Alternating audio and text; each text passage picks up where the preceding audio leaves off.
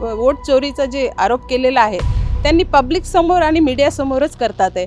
अगर त्यांना खरं असेल ते वोट चोरीचा आदेश खरं असेल वोट चोरी केलेला ते उच्च न्यायालयामध्ये जाऊ शकतात. तिथं त्यांनी ही प्रक्रिया दाखल करू शकतात. ते पण हे पुरेपूर सत्य घटना नसल्यामुळे ते टोटली हे लोकांचे भ्रम आहे आणि पूर्ण हे करत आहेत. गोंधळ घालण्याची प्रक्रिया आहे ही एक प्रकारची. जसे की धुळे मतदारसंघामध्ये प्रत्येक ह्याच्यामध्ये BJPची लीड आहे आणि काही मालेगाव सेंट्रलमध्ये जी लीड त्यांना 10,000ची मिळालेली आहे.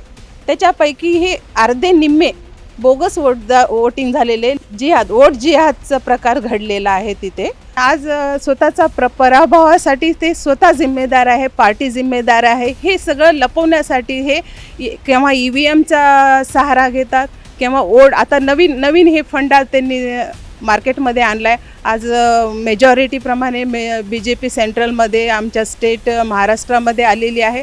त्याच्यासाठी विरोध करण्यासाठी त्यांना काही न भेटल्यामुळे त्यांनी वोट चोरीचा आरोपाचा हे फंडा चालू केला आहे.